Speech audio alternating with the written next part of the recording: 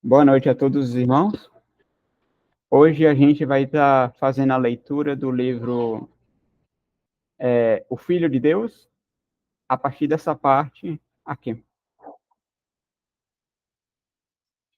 Na Epístola aos Hebreus, somos ensinados a considerar Jesus como o apóstolo e sumo sacerdote da nossa confissão, e também como o autor e consumador da fé. Hebreus 3, de 1 a 12, e do segundo ao terceiro. Como o primeiro, ele é colocado diante de nós para o alívio de nossas consciências e o socorro em nossos momentos de tentação. Como o segundo, para o encorajamento de nosso coração na mesma vida de fé, como o apóstolo e sumo sacerdote da nossa profissão. Ele está sozinho, como o autor e consumador da fé. Ele está conectado a uma grande nuvem de testemunhas, como o primeiro. Ele é por nós, como o segundo. Ele está diante de nós. Mas mesmo quando está diante de nós, como na luta e na vida de fé, há alguma distinção, pois o Espírito Santo nos convida a olhar para este autor e consumador da fé, de uma forma que ele não fala a respeito de nenhum outro. Ele fala de estarmos rodeados por elas, mas nos convida a olhar para ele. E, além disso, foram as contradições dos pecadores contra si mesmos, que formaram a vida de aprovação e de fé em Jesus. E essas são as palavras peculiares. Outros, como ele, na luta da fé, tiveram zombarias e açoites cruéis, o fio da espada, as cavernas da terra, torturas, amarras e prisões.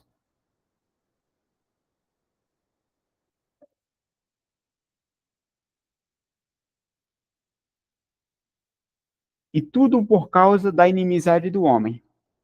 Mas o conflito deles, em meio a tais coisas, não é assim mencionado. Não é chamada de contradição dos pecadores contra eles mesmos. Há uma força e uma elevação em tais palavras que se adequam apenas à vida de fé que Jesus liderou e pela qual lutou. Quão perfeitos são esses pequenos detalhes da sabedoria do Espírito na palavra.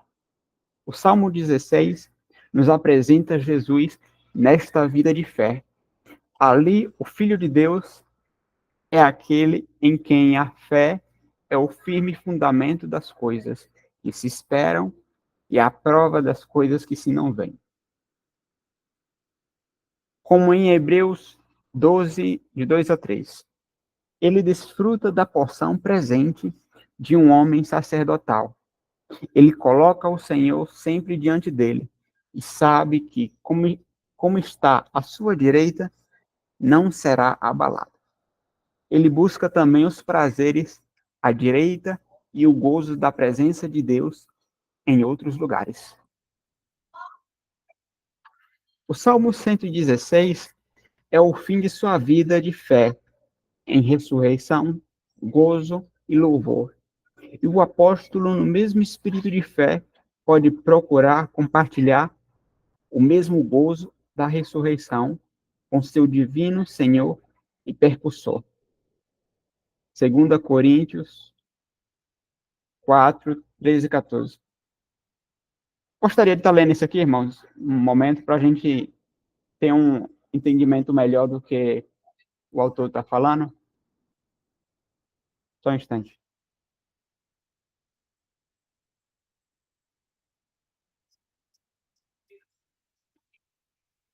2 Coríntios 4, 13.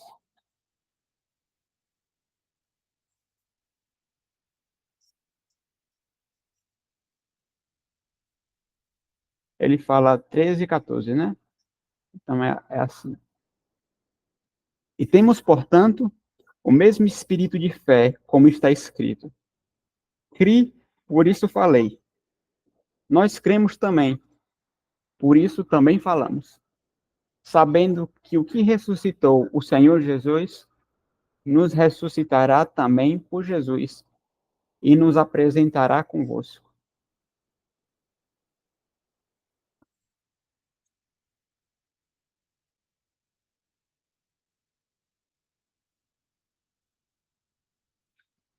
Se algum irmão tiver algum comentário, algum irmão que esteja em comunhão, pode estar me interrompendo, tá? Ainda que seja durante a leitura, para não perder o raciocínio. Algum irmão tiver algum comentário assim, pode estar falando.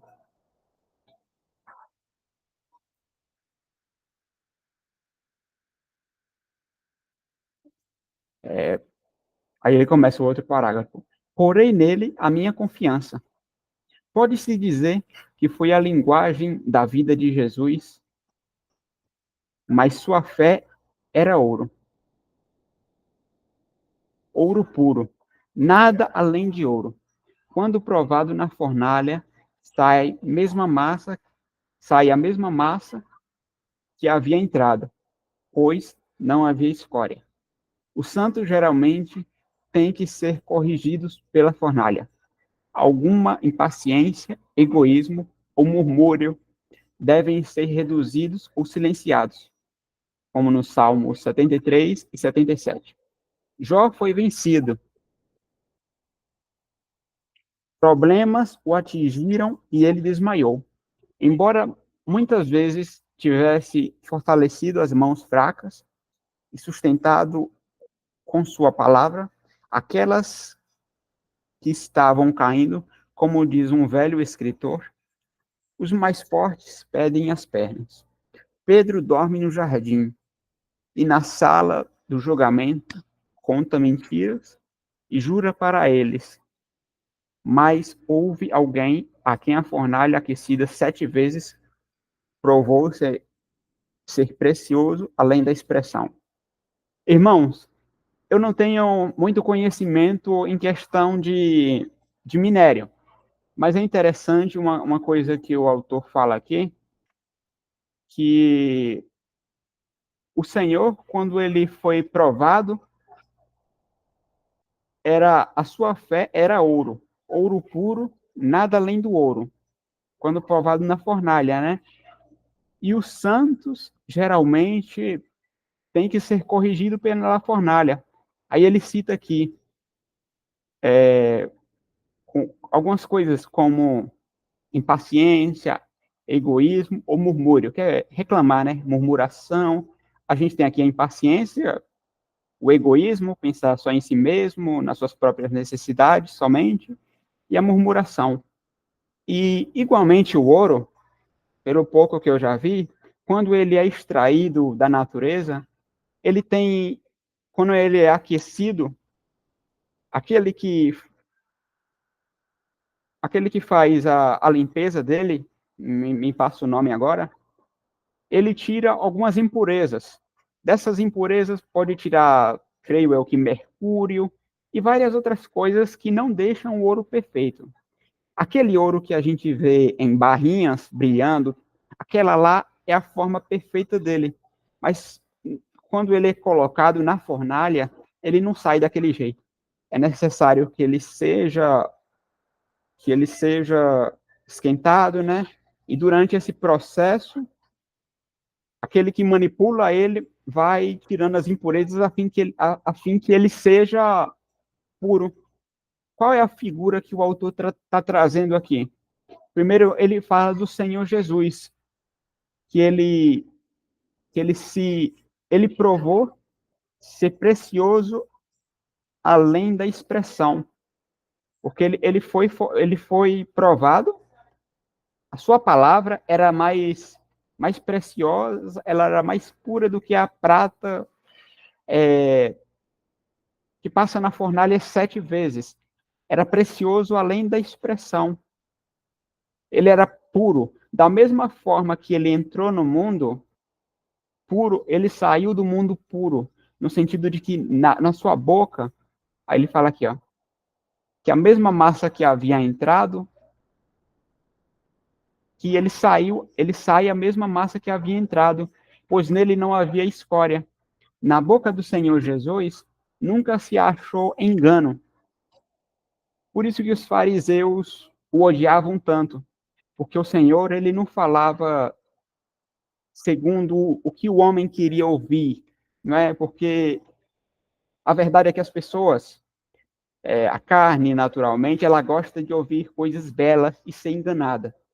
Não é à toa que muitos políticos, eu não estou falando mal dos governantes, pelo amor de Deus, irmão, eu estou falando da natureza humana, o que faz, viu? Muitas pessoas que tentam ser políticos, tentam conquistar as pessoas, elas usam justamente da enganação, falar aquilo que o homem gosta de ouvir. Só que o Senhor Jesus não falava segundo o engano, ele falava a verdade, e na sua boca nunca foi achado engano. E quando nós somos salvos pelo Senhor, muitas coisas têm que ser corrigidas no nosso caráter. E o Senhor vai corrigindo isso. Essa, esse, essa nova massa que está na mão do Senhor, ele vai ter que vai tirando as impurezas pouco a pouco.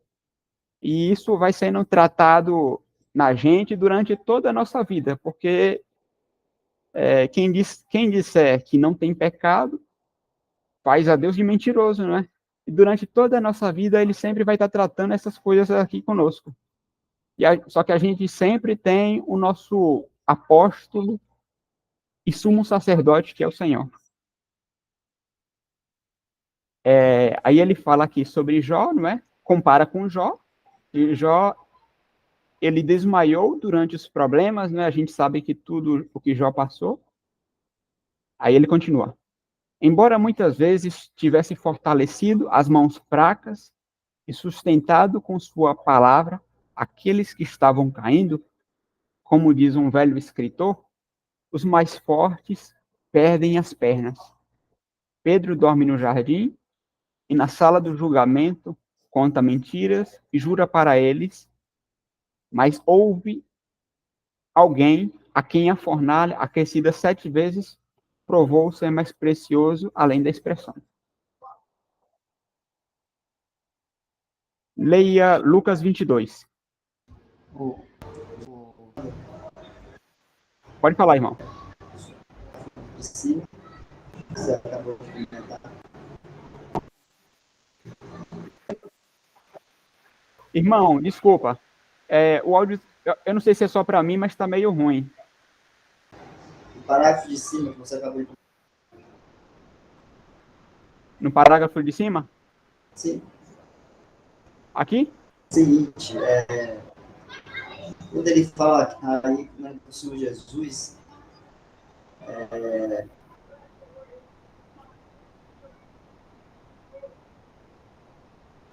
ouro puro,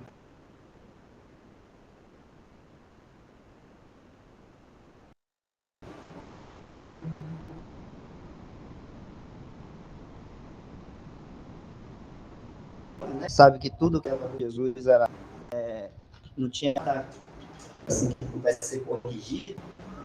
E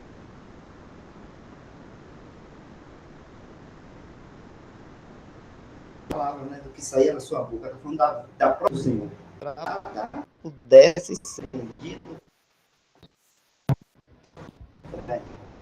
Irmão, seu áudio parece que ainda tá ruim.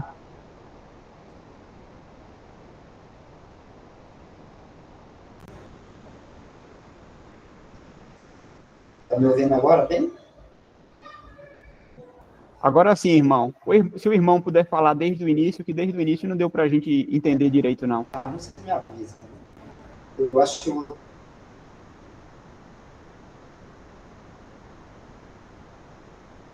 corrigir. Tá cortando ainda, irmão.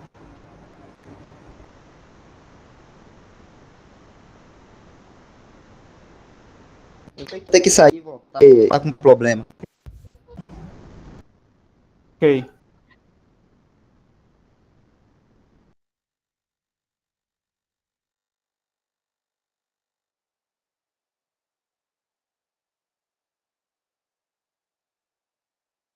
A gente vai aguardar rapidinho, o irmão tá voltando, tá? Ele volta rápido.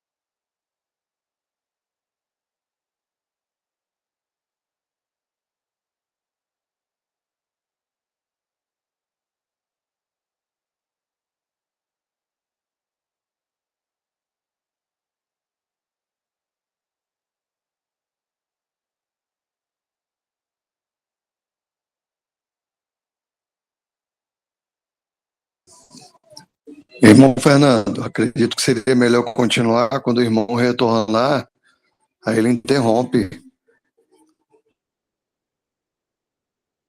Certo, irmão.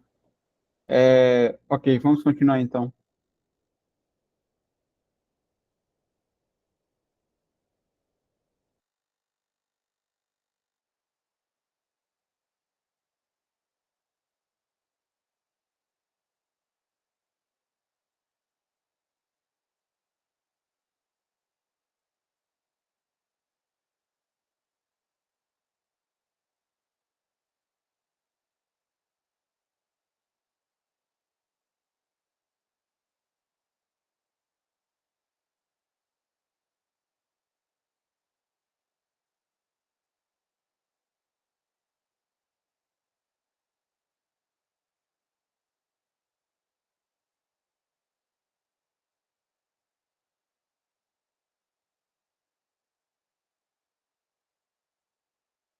Se o irmão estiver falando, acredito que o microfone está desligado. Ô, irmão, obrigado. Para mim estava ligado, ó. Obrigado. Vamos lá. Leia Lucas 22. Quando essa pessoa, quando essa pessoa, naquele grande capítulo, veja Jesus ali, na hora da prova de fé. Ele está primeiro em companhia do sofrimento que o esperava, depois com seus discípulos, depois com o Pai, e depois com seus inimigos. E observe tudo, amado. Quão indescritivelmente perfeito tudo é. Esta fé, em sua preciosidade pura, quando provada no fogo. Mas toda a vida de Jesus foi a vida e a obediência da fé. Sob um aspecto, foi certamente a vida do Filho de Deus, na forma servo, na forma de servo, humilhando-se até a morte, embora na forma de Deus, e embora ele não teve por usurpação ser igual a Deus.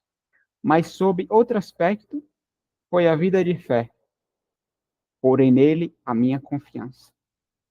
Tenho posto o Senhor continuamente diante de mim. Por isso, ele está à minha mão direita. Nunca vacilarei. Estas são as suas respirações. E nós o celebramos, a nossa maneira em sua vida de fé e cantamos juntos sobre ele. Fiel em meio à infidelidade, no meio das trevas, apenas luz. Tu confessaste o nome de teu Pai e em sua vontade te deleitaste. Os irmãos acham bom a gente estar lendo Lucas 22? O que os irmãos pensam?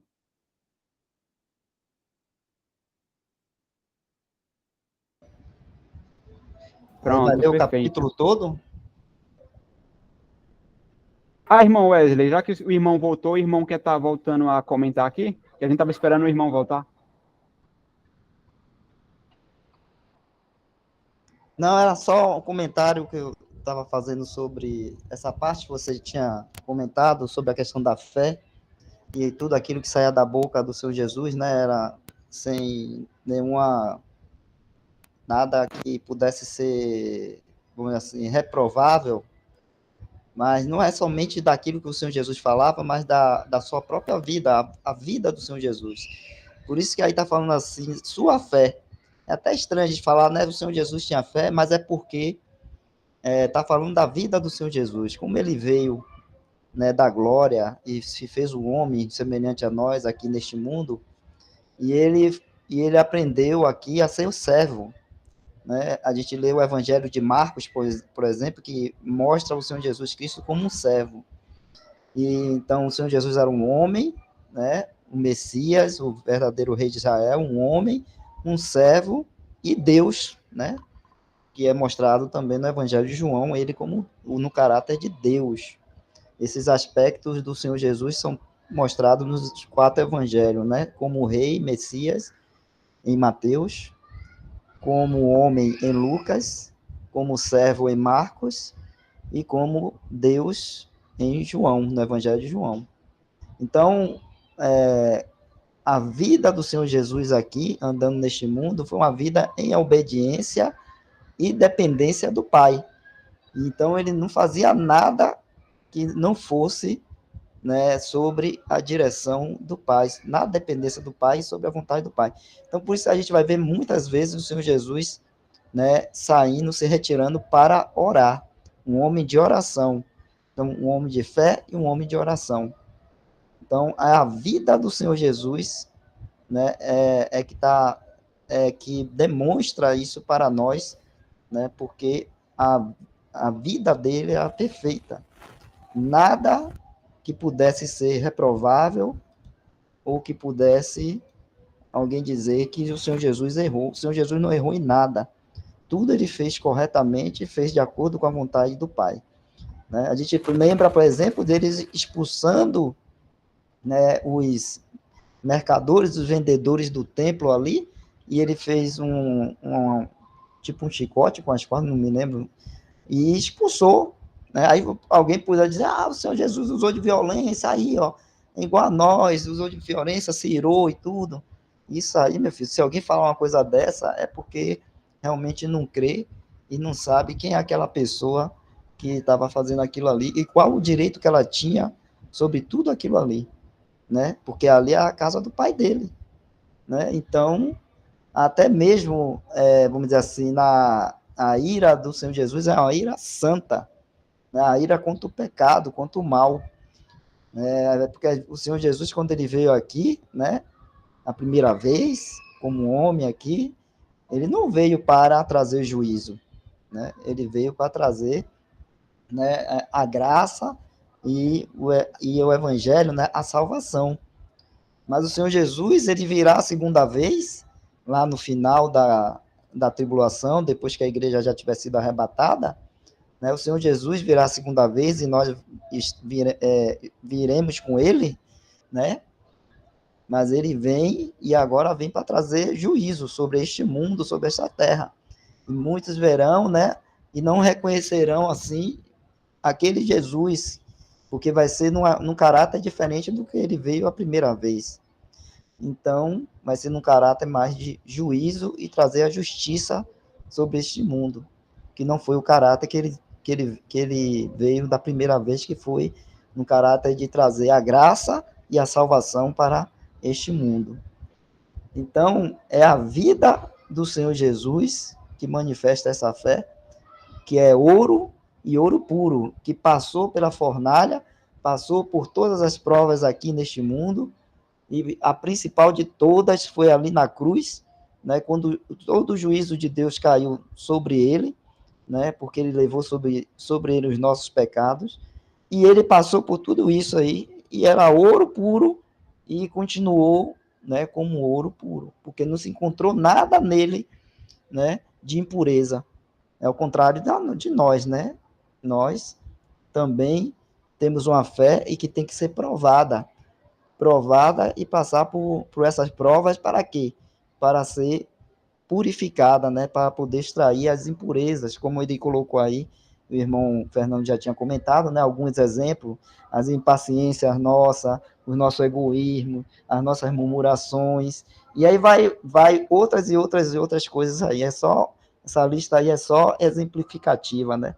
Mas tem tantas coisas em nós, né? E na nossa caminhada de fé, que o Senhor nos mantendo aqui para passar por este mundo aqui de provas, né, nesse deserto, é exatamente também para isso, né, para estar nos purificando, tirando essas impurezas que ainda tem em nós. E que no Senhor Jesus não se encontrou nenhuma impureza, né?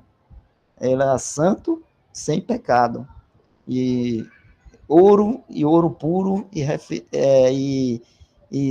e que passando pelo fogo, pela prova, não se achou nenhuma impureza. É só isso, Fernandinho. Perfeito, irmão. É, o que o autor fala ali no final, eu acredito que ele faz referência essa escritura aqui. Eu vou colocar aqui para os irmãos, para a gente estar completando, né? A palavra do Senhor, ela é sempre rica. Ainda, Salmos, Ezequiel, Oséias, Cantares, Salmos. Salmos 12, aqui? Salmos 12, 6. As palavras do Senhor são palavras puras, como prata refinada em fornalha de barro, purificada 7 vezes. Como o irmão falou, o Senhor, ele não honrou as suas palavras somente no que ele dizia. Ele não ficou só na fala. Ele provou tudo aquilo que ele falava, praticando, não é? Tanto é que ele foi o único homem que cumpriu a lei. E é engraçado que o homem que Deus deu para que escrevesse a lei de seu próprio punho não conseguiu cumprir a lei, que é Moisés. Moisés, a gente sabe que durante a sua vida, claro que houveram outros pecados, mas a palavra cita um homicídio. E ainda que fosse a gente pode dizer, de certa forma, legítimo, da visão de homem, ainda assim ele era um homem que havia cometido um homicídio.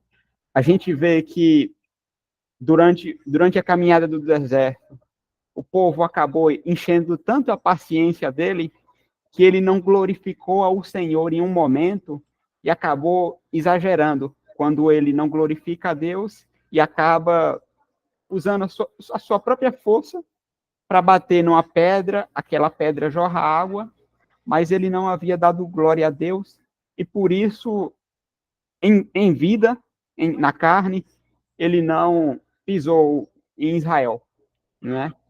Agora, como a graça de Deus ela é tão maravilhosa, creio que 5.000 anos depois, eu não sei, irmão, se é bem isso, mas quando o Senhor Jesus se encarnou, não é?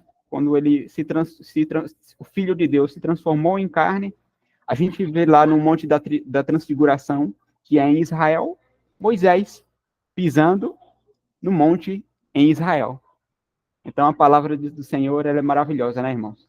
Aquilo que o homem faz, infelizmente, para a desonra de Deus, Deus, pela sua misericórdia, acaba honrando a própria pessoa que um dia pode ter desonrado a ele. Eu não estou falando que o testemunho de Moisés como um todo foi uma desonra a Deus, pelo amor de Deus, viu irmãos? Estou falando de casos específicos.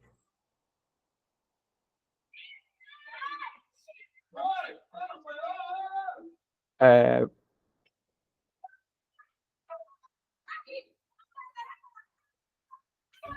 Você não vai encontrar nenhum homem que conseguiu cumprir toda a lei. Estou falando assim, né? Se você pegar os exemplos que nós temos no Antigo Testamento, você citou Moisés aí, né? Vamos a partir de Moisés, que a lei foi dada através de Moisés, né? Antes de Moisés não tinha lei, então não vou nem colocar Abraão e os outros patriarcas, Isaac, ou Noé, quem quer que seja, porque nessa época ainda não existia lei, não tinha lei. Mas a lei veio através do profeta Moisés, né? Foi dada através dele. Mas aí você tem Moisés, você tem Davi, você tem Salomão, você tem Elias, você tem, né, tantos e tantos outros exemplos de fé, né, no Antigo Testamento, de homens santos e tudo mais, mas a gente vai ver, né, que nenhum deles conseguiu cumprir a lei. Né? O único homem que cumpriu toda a lei se cumpriu nele, é o Senhor Jesus Cristo. Né? O único. O restante, todos, ninguém consegue cumprir a lei, né? Porque está na carne, homens estão na carne.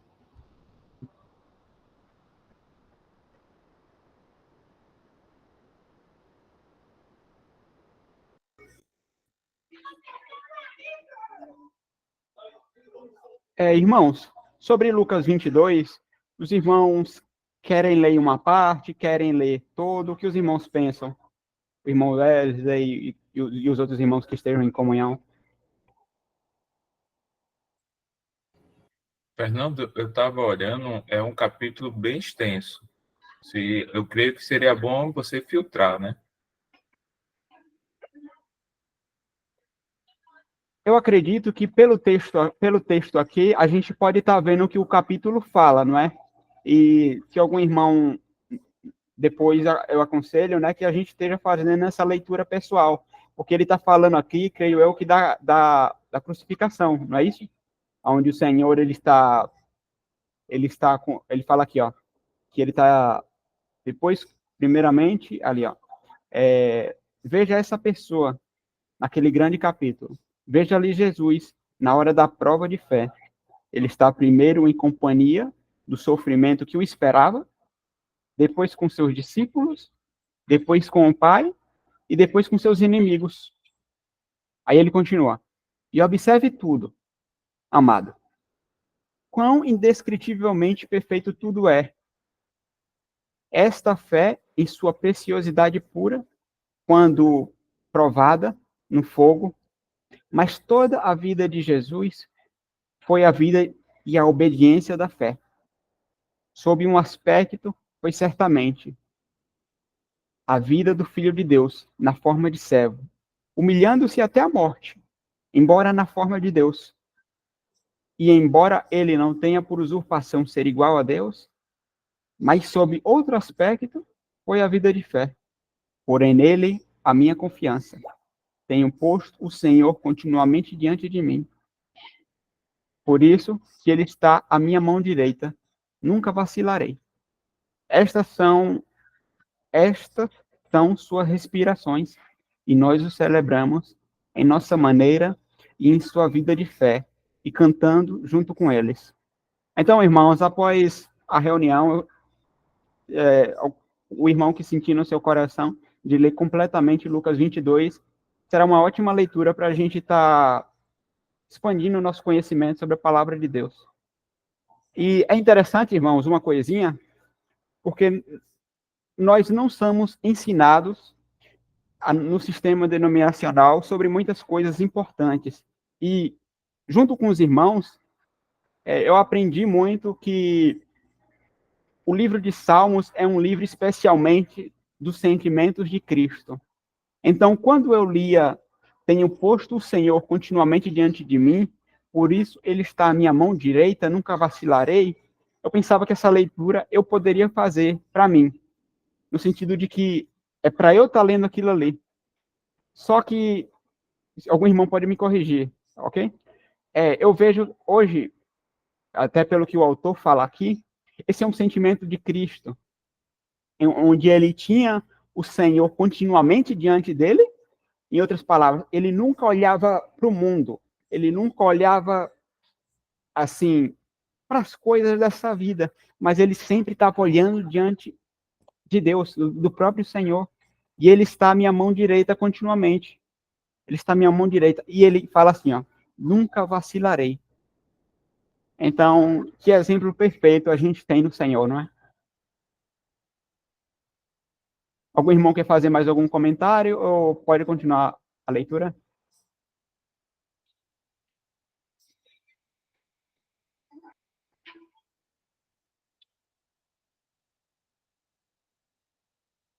Vou continuar a leitura então, irmãos. Aí ele continua.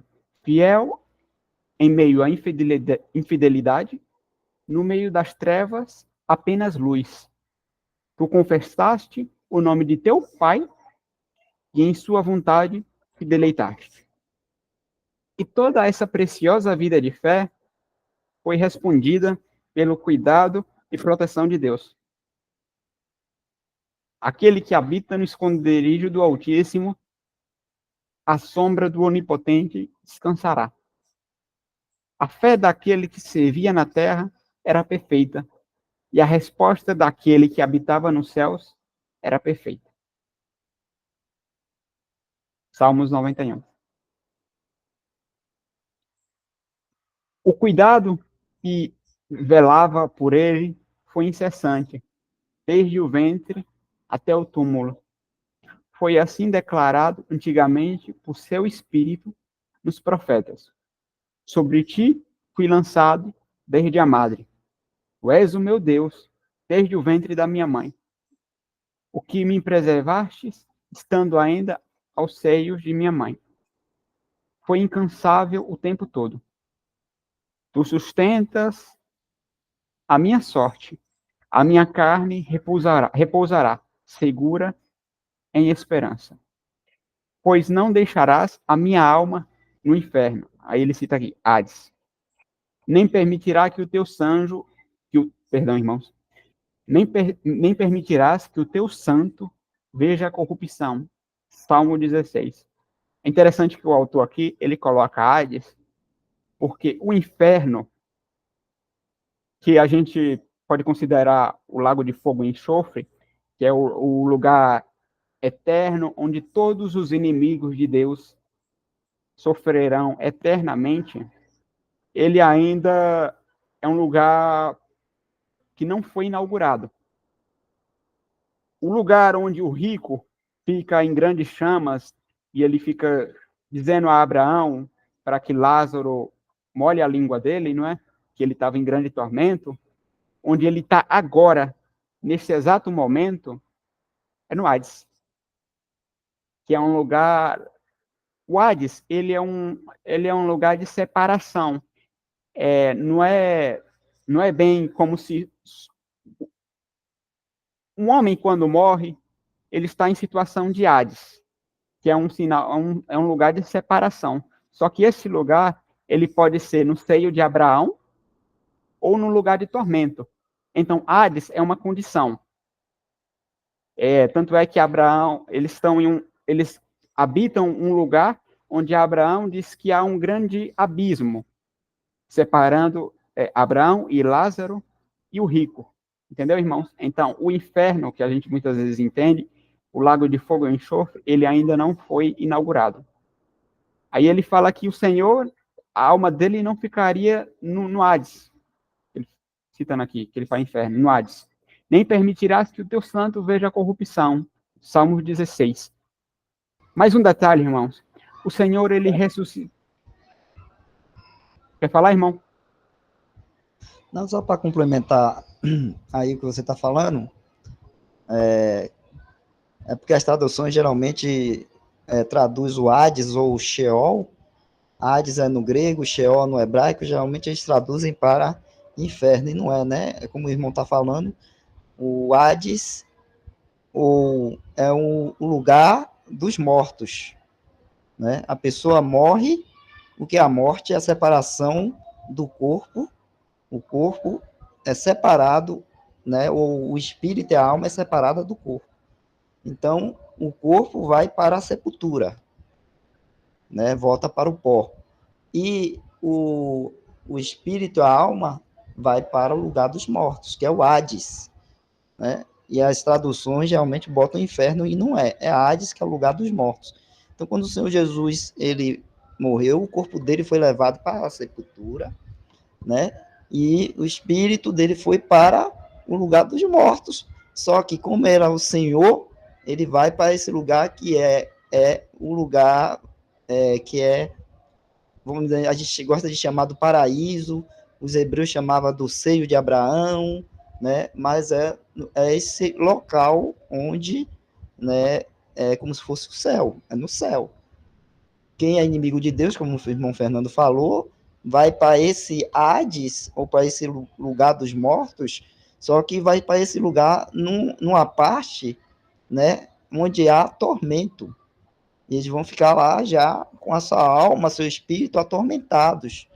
A gente vê isso, né, na história que o Senhor Jesus conta do rico e do Lázaro. Então, eu entendo que o Hades não é simplesmente só uma condição, é também um local, porque ali na história do rico e do Lázaro, né, o Senhor Jesus que está contando a história, e ali não é uma palavra, é uma história, porque dá o nome de Lázaro, né, para a pessoa, e Lázaro vai para o seio de Abraão, que é um lugar de descanso, um lugar de paz, de tranquilidade, né, depois que morre. E o rico, ele vai para esse lugar do mundo dos mortos, onde ele vai ficar lá atormentado. E na história é bem contado que existe uma separação entre esses dois lugares, um não pode passar de um lado para o outro.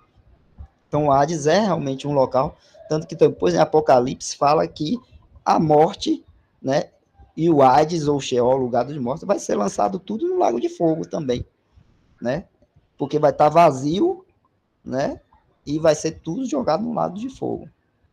Então, tem isso, e quando ele fala aí, não permitirás que o teu santo veja a corrupção, né, o que é corrupção, meus irmãos, é a decomposição, né, do corpo, né? Quando a gente morre, né, a gente vai ser enterrado, né, sepultado, e o nosso corpo vai se decompor, né? Ou seja, se corromper. Corrupção é o corpo se decompor e se deteriorar totalmente, né? E aí virar osso, de osso vira até pó. Então, com o Senhor Jesus não aconteceu isso, porque no terceiro dia, né, ele foi ressuscitado. E no terceiro dia o corpo não tinha nem começado sua decomposição, tá? Então, o Senhor Jesus, aí por isso que fala que não permitirás que o teu santo veja a corrupção, ou seja, o corpo do Senhor Jesus não chegou nem a entrar nesse, vamos dizer assim, estado aí de começar a se decompor, Então ele foi no terceiro dia, foi ressuscitado, né? E aí por isso que esse salmo aí, né, fala isso: não permitirás que o teu santo veja a corrupção, né? Nós temos corpos corruptíveis, né? Mas quando a gente for transformados, quando o Senhor Jesus vier para arrebatar a igreja, e nós que estivermos vivos, né, teremos nossos corpos transformados de um corpo corruptível para um corpo incorruptível, né? Então, quando a gente for transformado, a gente vai receber um corpo, a gente vai ter um corpo, esse corpo aqui nosso vai se transformar num corpo incorruptível, ou seja, que não vai mais se decompor com morte, porque a gente não vai morrer mais. Não tem um corpo que vai capaz de estar no céu e um corpo que vai ter a vida e uma vida eterna. E não vai ter mais corrupção. Não vai se decompor, se degradar ou qualquer outra coisa, né? Ficar doente e outras coisas mais. Não sei se complementa aí, Welly. O senhor, quando falou lá pro ladrão, né, na cruz lá, ele disse que ainda hoje estará comigo no paraíso, né? Exato.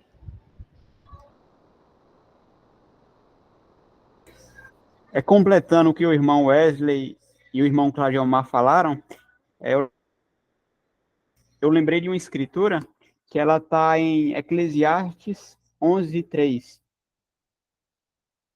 que é aqui, ó. Estando as nuvens cheias, derramam a chuva sobre a terra, e caindo a árvore para o sul ou para o norte, no lugar em que a árvore cair, ali ficará.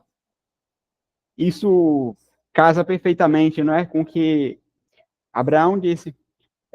Ninguém que tivesse do lado de lá poderia passar, ninguém que tivesse no seio de Abraão poderia passar para lá, e ninguém que tivesse em tormento poderia passar para cá.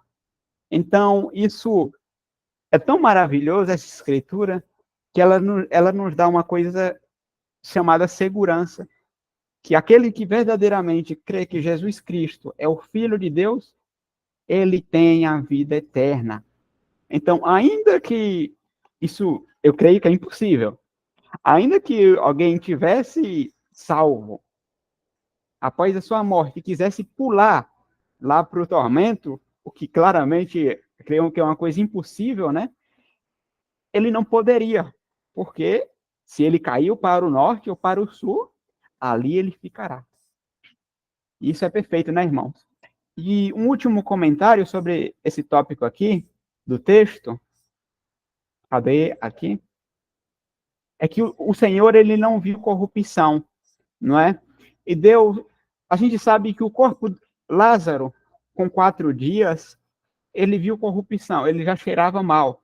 Tanto é que, eu não sei se, acredito que é Marta ou é Maria, suas irmãs, falam que não era para abrir o túmulo, né? O Senhor manda abrir, e elas falam que não era para abrir, pois já cheirava mal.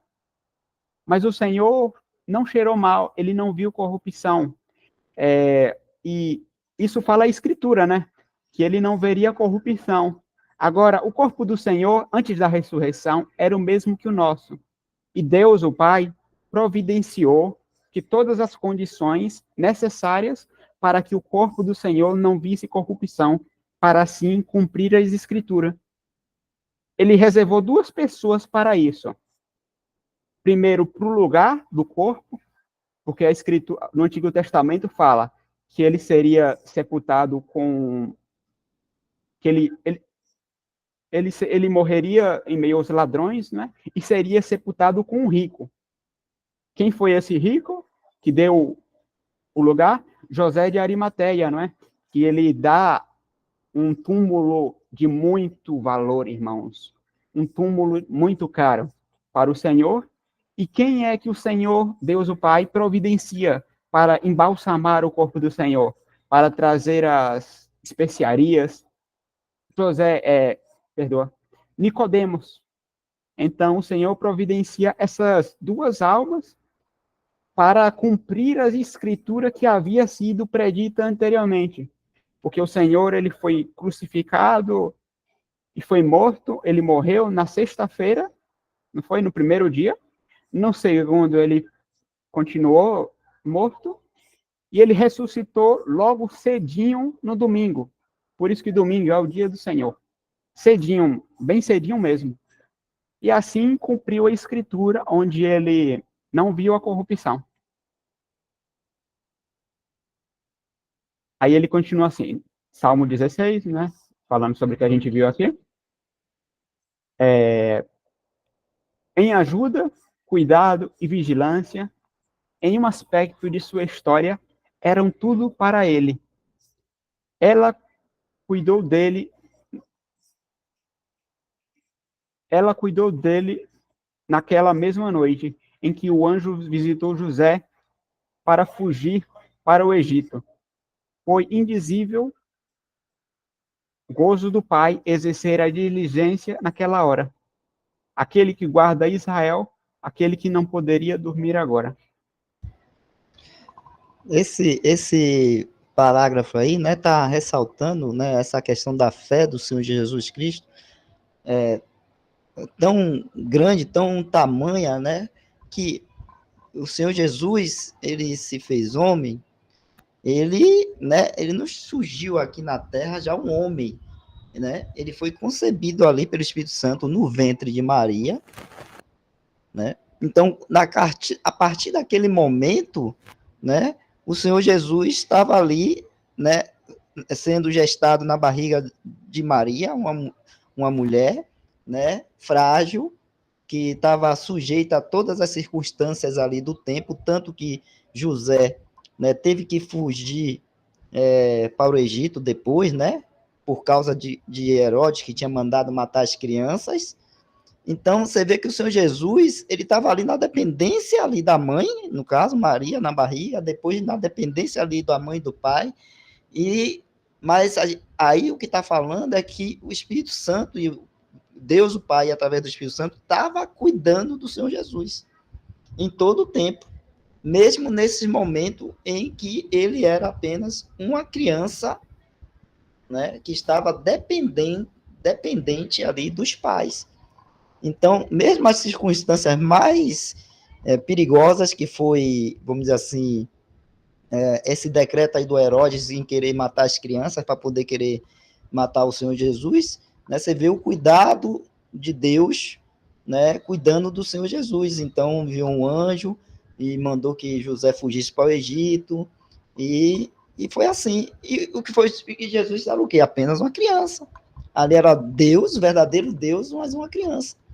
Ele se colocou nessa condição, vamos dizer assim, de fragilidade e dependência, né, confiando plenamente em Deus Pai, que ia estar cuidando de tudo dele. Né? Então, esse parágrafo está ressaltando essa entrega, né, em fé do Senhor Jesus, totalmente, né, a Deus, quando ele veio aqui, se fez homem e andou aqui neste mundo conosco. Então, a gente vê isso aí também, né? O Senhor Jesus foi perfeito em tudo, né? Em todas as coisas.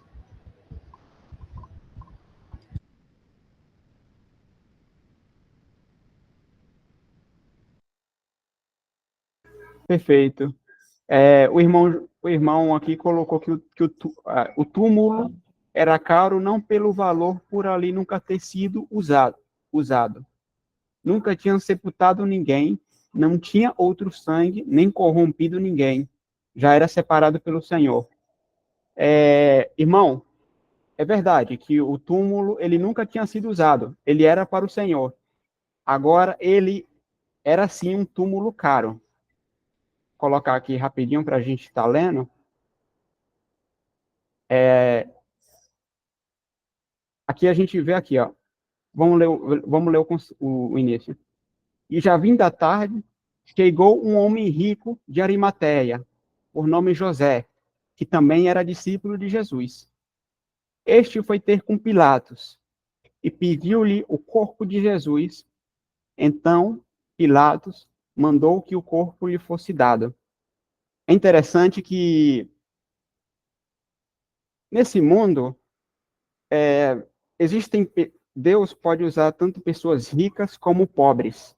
E a gente não deve menosprezar irmãos que a gente conhece, assim, que às vezes tem uma condição melhor e achar que ele pode ser até menos, pode lutar menos pela vida do que a gente, porque isso pode acontecer na carne, né? Achar que, o irmão tem isso, tem aquilo, talvez não saiba, talvez o meu exercício seja maior do que o dele em algo, ou tal, aquilo, e tal, tal. Só que isso é um engano, porque Deus, existem casos onde somente pessoas ricas têm contato com certas coisas, onde Deus vai estar operando naquilo ali. E Deus levantou um homem que foi José de Arimateia, não é? Que ele era discípulo do Senhor. Este foi ter com Pilatos e pediu-lhe o corpo. Então Pilatos mandou que o corpo lhe fosse dado. Então, este homem, ele tinha contato com o governador. Nenhum dos 12 teria essa autoridade, porque o governador olharia de cima para baixo, quem é tu? Só que para José lhe foi dado, porque Deus o fez assim. E José, tomando o corpo, envolveu num fino e limpo lençol, e pôs no seu sepulcro novo, que havia aberto em rocha. Era um sepulcro novo. Como o irmão falou, era um sepulcro novo. Só que era um sepulcro muito caro, irmãos, em que havia aberto em rocha. Se a gente contar quantas pessoas até hoje têm um sepulcro aberto em rocha, que é uma coisa muito cara, são pouquíssimas. A maioria, tanto como hoje, como naquela época, vai pelo jeito mais barato, né? Que é abrindo 7 palmos, eu não sei exatamente quanto é, na terra, e coloca o corpo lá. E lá fica, não é? Só que o Senhor, ele foi colocado em um sepulcro novo, aberto em rocha. E rodando uma grande pedra para a porta do sepulcro, retirou-se. Aí, aqui não está citando o que, nesse livro não está citando o irmão Nicodemos, mas o irmão Nicodemos também comprou grandes especiarias e embalsamou o corpo do Senhor. Eu estou dando um pouquinho de atenção nesse texto aqui, porque o Senhor, ele fez questão que essas pessoas tivessem seu nome escritos na palavra de Deus, para que delas fossem feita menção, né? A gente também tem Maria, a qual embalsamou o corpo do Senhor alguns dias antes dele morrer, e o Senhor falou que aquela Maria, que ela tinha colocado um unguento de grande valor e com seus cabelos tinham secado os pés do Senhor, que ela chorava nos pés do Senhor, né? Então, esses famosos que existem hoje, o tempo consumirá a memória deles como traça. Tanto é que muitas pessoas que são famosas para a nossa época, às vezes a gente vai falar com outra pessoa sobre aquele famoso, e a pessoa nem sabe mais quem ela é, de uma geração para outra. Às vezes de um ano para outro. Só que essas pessoas, a qual tiveram o nome na Escritura, para todo sempre, enquanto existirem as Escrituras, não é, no tempo presente, a gente vai ser feito menção delas.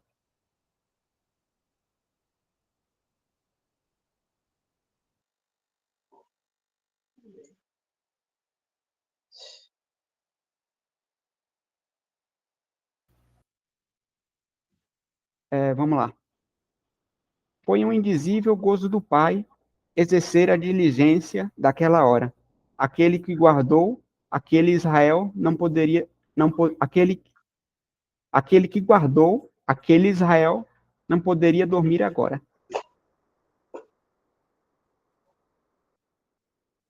Irmãos, eu tenho uma pergunta. São 9h27. O que os irmãos pensam? A gente lê esse capítulo aqui e depois para, ou para por aqui e deixa para a próxima reunião, se o Senhor assim permitir?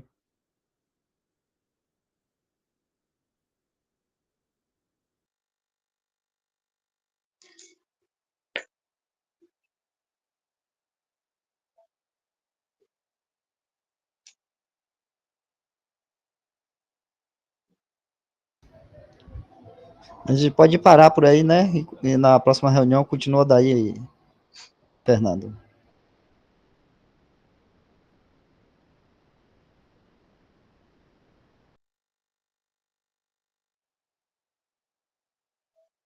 Perfeito, irmãos. Eu vou estar encerrando aqui a gravação. Graças ao Senhor Jesus, mais um dia.